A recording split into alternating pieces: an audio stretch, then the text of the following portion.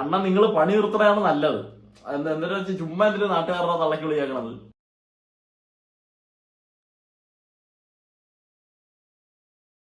Guys, retro സൂര്യ കാർത്തിക് സുബ്രാജ് പടം. പിന്നെ അഭിനയിച്ചിരിക്കുന്നവർ പൂജ ഹെഗ്ഡെയുണ്ട്, ജയറാമേട്ടൻ, ജോജി ചേട്ടൻ, നാസർ, പ്രകാശ് രാജ്, അങ്ങനെ തുടങ്ങിയ കുറേ പേരുണ്ട്. പിന്നെ ഒരു വില്ലൻ ഒരു ചെറുക്കാനുണ്ട്, കുറച്ച് റിസ്സൊക്കെ കാണിച്ച് മറ്റേ കാശിൻ്റെ കാണിച്ചേക്ക് നടക്കുന്ന ഒരുത്തനുണ്ട്. അവൻ്റെ പേര് ഉറപ്പത്തും കൊടുത്തിട്ടില്ല. ഞാൻ നോക്കി IMDb നോക്കി, ബുക്ക് നോക്കി, അല്ലാതെ ഗൂഗിൾ നോക്കി, ഇതിലൊന്നും പേര് കണ്ടില്ല. പിന്നെ ശ്രീയ ശരണ്ടെ ഒരു പാട്ട് സീക്വൻസ് ഉണ്ട്, കൊള്ളാമായിരുന്നു. അപ്പോൾ ടെക്നിക്കലി നമുക്ക് പറഞ്ഞു തുടങ്ങാം. ഇത് എഴുതിയിരിക്കുന്നതും പുള്ളി തന്നെയാണെന്ന് തോന്നുന്നത്, വേറെ ആരുടെയും പേര് ഇതിൽ കാണിച്ചിട്ടില്ല. പ്രൊഡ്യൂസർ ബൈ സൂര്യ തന്നെയാണ്, സൂര്യയും ജ്യോതികയും കൂടി തന്നെയാണ്. 2D എന്റർടൈൻമെന്റ്, അത് അവരുടെ ഇല്ലടേ, അത് തന്നെ. സന്തോഷ് നാരായണന്റെ മ്യൂസിക് കിട്ടില്ല. ആ പാട്ടല്ല, ആ പാട്ടിനെ കുറിച്ച് ഞാൻ പറയാം. ആ പാട്ടൊക്കെ വെറുതെ പൊളിയായിരുന്നു തിയേറ്ററിൽ കേൾക്കാനായിട്ട്.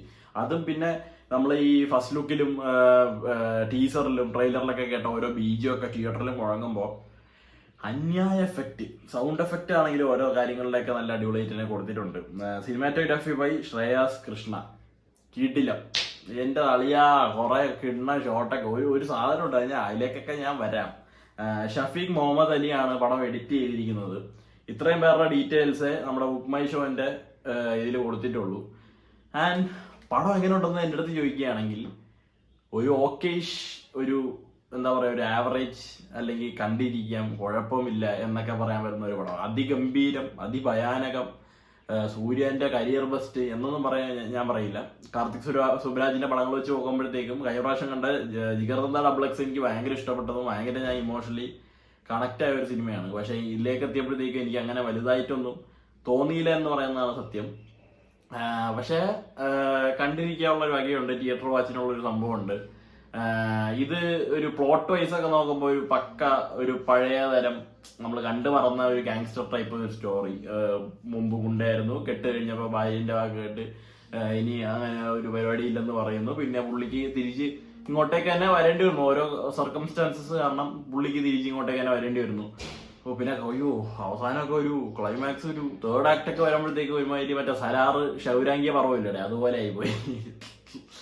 അത് ഇത് പറഞ്ഞിട്ട് മനസ്സിലാവാത്ത ഒരു സിനിമ കണ്ട് മനസ്സിലാക്കിയാൽ മതി. ആ ഒരു ടിപ്പിക്കൽ ഒരു സംഭവത്തിലേക്കാണ് പടം ത്രൂ ഔട്ട് എന്ന് വെച്ചാൽ ഒരു തേർഡ് ആക്ടിലോട്ടൊക്കെ വരുമ്പോഴത്തേക്കും കൊണ്ടുപോയിരിക്കുന്നത്. അവരുടെ ഒരു കോംബോ, പൂജ ഹെഗ്ഡെ എനിക്ക് തോന്നുന്നു മര്യാദയ്ക്ക് അഭിനയിച്ചത് ഈ സിനിമയിലാണെന്നാണ് എനിക്ക് തോന്നുന്നത്. മറ്റത് ഫുള്ള് ലുക്സ് ഫ്ലെക്സ് ചെയ്തായിരുന്നു പുള്ളിക്കാരിന്റെ സംഭവങ്ങൾ മൊത്തം. നല്ല കിണ്ണ ഡാൻസറാണ്, അത് ശരിയാണ്. ഇനി എനിക്ക് ആ സിനിമാറ്റോഗ്രാഫിയിൽ ഒരു സാധനം പറയാനുണ്ടേ, മറ്റേ ഈ പാട്ടില്ലേ കന്നിമ എന്ന് പറഞ്ഞ പാട്ട്, ആ കല്യാണ പാട്ട്, അവിടെ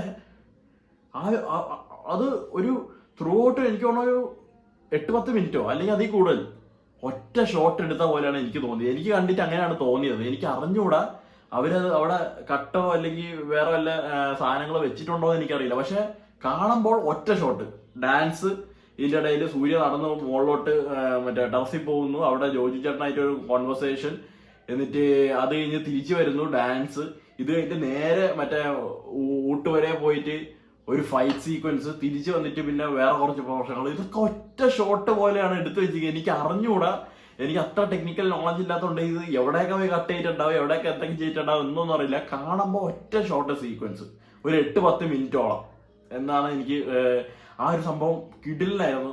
പിന്നെ സൂര്യന്റെ ടൈറ്റിൽ കാർഡ് പോലത്തെ കാണിച്ച ഒരു സംഭവമൊക്കെ ഉണ്ട്. അത് ഒരു 2 തരത്തിൽ കാണിച്ചിട്ടുണ്ട്. ഒരെണ്ണം മെയിൻ ടൈറ്റിൽ കാർഡ്, വേറൊരു സാധനം കാണിച്ചിട്ടുണ്ട്. അതൊക്കെ കിടില സാധനം. ജോയി ചേട്ടന്റെ കഥാപാത്രമാണെങ്കിലും നമുക്ക് എന്താ പറയാ ഒരു സംഭവം ഉണ്ട്. പുള്ളി ജയറാമേട്ടനാണെങ്കിലും വെറുപ്പിച്ചിട്ടില്ലേ, പുള്ളി നൈസായിട്ട് തന്നെ ഒരു മലയാളം പറഞ്ഞൊക്കെ പോയിട്ടുണ്ട്. എല്ലാം കൊണ്ട് സംഭവം ശരിയാണ്. പക്ഷെ ഡ്യൂറേഷൻ വൈസാണ് എനിക്ക് ഭയങ്കര ഒരു പ്രശ്നം തോന്നി. 2.25 മണിക്കൂർ ഈ പടം ആവശ്യം ഉണ്ടായിരുന്നോ എന്നുള്ള ഒരു ചോദ്യമുണ്ട്. കാരണം സെക്കൻഡ് ഹാഫ് ഒക്കെ എത്തിയപ്പോഴത്തേക്കും കുറെ ഇടത്തൊക്കെ ബോറടിയും വലിച്ചു നീട്ടലും സംഭവം. അവർ ഓരോ സീൻ ബൈ സീനിലേക്ക് ഇങ്ങനെ അവരുടെ ഫുട്ട് വെച്ച് പോകുന്നുണ്ടെങ്കിൽ പോലും ക്ലൈമാക്സ് ഫൈറ്റ് ഒക്കെ എനിക്ക് ഒരുമാതിരി കുറെ നേരമൊക്കെ ഇങ്ങനെ കണ്ടതുപോലെയൊക്കെ ആ ഒരു സംഭവമൊക്കെ വന്ന പോലെ പോയി. പിന്നെ ആസ് യൂഷ്വൽ ഈ നമ്മളെ ഈ ജിഗർദണ്ഡ ഡബിൾ എക്സിലൊക്കെ കണ്ടതുപോലെ തന്നെ ഇതില് ക്ലൈമാക്സിൽ ഈ ഒരു ചിരിനെ കുറിച്ച് അല്ലെങ്കിൽ ഒരു ലാഫോ അല്ലെങ്കിൽ ഒരു സ്മൈലോ അതിനൊക്കെ കുറിച്ച് ശരിക്കും ഒരു ഇമ്പോർട്ടൻസ് കൊടുത്ത് കുറച്ച് സംഭവങ്ങളൊക്കെ പറഞ്ഞു തന്നിട്ടുണ്ട്. ഇപ്പോൾ ജിഗർദണ്ഡ ഡബിൾ എക്സിലേക്ക് വരുമ്പോൾ സിനിമേനെ കുറിച്ചാണ് അവർ പറഞ്ഞിരിക്കുന്നത്. ഇങ്ങോട്ടേക്ക് വന്നപ്പോഴത്തേക്ക് ആ ഒരു സ്മൈല്, പുഞ്ചിരി എന്ന് വെച്ചാൽ പുള്ളിക്ക് ചിരിക്കാൻ പറ്റൂല. പുള്ളിക്ക് ചെറുപ്പം തൊട്ടേ ചിരി വരൂല. ആ ഒരു എന്താ പറയാ, ആ ഒരു തരം ഇമോഷൻ ഇല്ല. ഒരു സ്മൈലോ അല്ലെങ്കിൽ ഒരു ലാഫോ ചിരിക്കുകയോ ആ ഒരു സംഭവം പുള്ളിക്കില്ല. അതിനെ കുറിച്ചൊക്കെ പറഞ്ഞിരിക്കുന്ന സാധനമൊക്കെ നൈസായിരുന്നു. അതിനെ കുറിച്ചൊക്കെ പറഞ്ഞു പോയിട്ടുണ്ട്. പക്ഷെ ഞാൻ പറയാലോ, ജിഗർദണ്ഡ ഡബിൾ എക്സിൽ ആ സിനിമേനെ കുറിച്ച് പറയുമ്പോൾ നമുക്ക് ഭയങ്കര ഇമോഷണലി കണക്ട് ആവും. അവരുടെ ആ ഒരു സീക്വൻസ് കാണിക്കുമ്പോൾ, അവസാനത്തെ ഒരു സാധനം കാണിക്കുമ്പോഴത്തേക്കും, അതും രാഘവ ലോറൻസിന്റെ ആക്ടിംഗ് ഒക്കെ അവിടെ കാണുമ്പോഴത്തേക്കും നമുക്ക് ശരിക്കും കണ്ണ് നിറഞ്ഞുകൊണ്ട ഒരു സംഭവമായിരുന്നു. എനിക്ക് പേഴ്സണലി അങ്ങനെയായിരുന്നു ആ ഒരു സിനിമയില്. ഇങ്ങോട്ടേക്ക് വന്നപ്പോഴത്തേക്കും സംഭവം അവർ ആ ഒരു മെസ്സേജ് പോലെ ഒരു സംഭവം തരുന്നുണ്ടെങ്കിൽ പോലും, കാരണം ചിരി വെച്ച് ആരെയും തോപ്പിച്ച് നിർത്താം എന്നുള്ളൊരു സംഭവം കാണിക്കുന്നുണ്ടെങ്കിൽ പോലും എനിക്ക് അത്രത്തോളം എനിക്ക് അത് കണക്ട് ആയില്ല എന്ന് പറയുന്നതാണ് സത്യം. ലവ് ആഫ്റ്റർ വാർ, കൾട്ട്, അങ്ങനെ കുറെ സെക്ഷൻസിലൂടെയാണ് സിനിമ പോയിരിക്കുന്നത്. ആൻഡ് ഫൈനലി പറയാനാണെങ്കിൽ കുഴപ്പമില്ല, but far better than Kanguva. അത് പറയാതിരിക്കാൻ വയ്യ. അത്രത്തോളം അവരാധിച്ച് വെച്ചിട്ടൊന്നുമില്ല. ക്ലാസ് ആയിട്ട് തന്നെ എടുത്തിരിക്കുന്നത്. അത് ഡ്യൂറേഷന് ചിലപ്പോൾ കൊണ്ടായിരിക്കാം, കുഴപ്പം കൊണ്ടായിരിക്കാം. അത് കുറെ പേർക്ക് കണക്ട് ആവുമായിരിക്കാം, കുറെ പേർക്ക് കണക്ട് ആവില്ല. ആ ഒരു ശൈലിയിലേക്ക് പടം ഓട്ടോമാറ്റിക്കലി പോയി. പുള്ളീന്റെ വിഷം പുള്ളി നമുക്ക് കൺവേ ചെയ്യാൻ ശ്രമിച്ചു. ചിലർക്ക് ഇഷ്ടപ്പെടും, ചിലർക്ക് അത് കത്തിന്ന് വരില്ല. ആ ഒരു സംഭവമാണ്. പക്ഷെ മറ്റതുപോലെ സൂര്യനെ ഇത്ര കിടിലായിട്ട് പുള്ളി പ്രസന്റ് ചെയ്തിട്ടുണ്ട്. അത് ഞാനെടുത്ത് പറയും. ആ പടത്തിൽ വെച്ച് അവരാധിച്ചത് പോലെ ഒന്നും ആയിരുന്നില്ല. അണ്ണ നിങ്ങൾ പണി നിർത്തണതാണ് നല്ലത്. എന്താ വെച്ചാൽ ചുമ്മാ എന്തിനു നാട്ടുകാരുടെ തള്ളക്കി വിളിയാക്കണത്. അതാണ് എനിക്ക് പറയാനുള്ളത് അന്ത ഡയറക്ടറിനോട്. ആൻഡ് യാ, അപ്പോൾ കണ്ടിരിക്കാന്നുള്ളൊരു സിനിമ. സൂര്യ നല്ലോണം ചെയ്തിട്ടുണ്ട്. ഒരു ക്യാരക്ടർ അടിപൊളിയാണ്. പുള്ളീന്റെ പഴയ കുറച്ച് സാധനങ്ങളൊക്കെ ഉണ്ട്. എല്ലാം കൊണ്ട് നല്ല ഡാൻസ് ഉണ്ട്, പാട്ടുണ്ട്, സംഭവമൊക്കെ നല്ല തന്നെയാണ്. ബട്ട് ഡ്യൂറേഷന്റെ ഒരു പ്രശ്നവും വേറെ കുറച്ച് അവിടെ ഇവിടെയൊക്കെ ഒരു കണക്ഷന്റെ ചെറിയ ചെറിയ പ്രശ്നങ്ങളും പ്ലോട്ടിന്റെ ഒരു ഡെപ്ത്നെസ് കുറവും ഇതൊക്കെ കാരണമാണ് പടം ഒരു ആവറേജ് കൈൻഡ് ഓഫ് പടമായിട്ട് എനിക്ക് തോന്നിയത്. അപ്പൊ അതാണ് എനിക്ക് പറയാനുള്ളത്. ബാക്കി നിങ്ങൾ പോയി സിനിമ കണ്ട് തീരുമാനിക്കുക. തുടരും എല്ലാവരും കണ്ടു എന്നാണ് ഞാൻ വിശ്വസിക്കുന്നത്. ഞാൻ രണ്ടാമത് പോയി കണ്ടിട്ടുണ്ടായിരുന്നു. അത് എനിക്ക് മീഡിയ 1ന്റെ ഒരു പ്രീമിയർ ഷോന്റെ ടിക്കറ്റ് കിട്ടിയത്. അവന്മാര് ഗപ്പൊക്കെ തന്നു. കാണുന്നുണ്ടോ? കാണാമായിരിക്കും. ഈ ഒരു സാധനമൊക്കെ എനിക്ക് തന്നു. കൊള്ളാം. അപ്പൊ എല്ലാവരും സിനിമ കാണുന്നുണ്ടെന്ന് പറഞ്ഞ് സന്തോഷമായി. ഇത് പ്യുവർ മൗത്ത് പബ്ലിസിറ്റി വഴിയാണ് സിനിമ കയറിപ്പോയത്. അല്ലാതെ റിവ്യൂവോ അല്ലാതെ അവന്മാരുടെ മറ്റേ പെയ്ഡ് പ്രൊമോഷനോ കാര്യം ഒന്നുമല്ല. പുള്ളി അങ്ങനെ ചെയ്യുമെന്ന് പോലും എനിക്ക് തോന്നുന്നില്ല. പുള്ളി ഒരു പ്രൊമോഷനോ ഒരു കാര്യങ്ങളും അധികം ചെയ്യാതെ കൊണ്ടുപോയ ഒരാളാണ് തരുൺ മൂർത്തി. എന്തുകൊണ്ട് ഇപ്പൊ ഹൗസ്ഫുൾ ഷോസ് ആണ് എല്ലായിടത്തും ഓടിക്കൊണ്ടിരിക്കുന്നത്. നിങ്ങളും സിനിമ പോയി കാണുക. ഇനിയിപ്പോൾ ടിക്കറ്റ് ഇട്ടാൽ കുറച്ച് പണിയായിരിക്കും. എന്നാലും കുറെ നാളെ പടം ഉണ്ടാവൂടെ. ഇപ്പൊ 100 കോടി കഴിഞ്ഞു.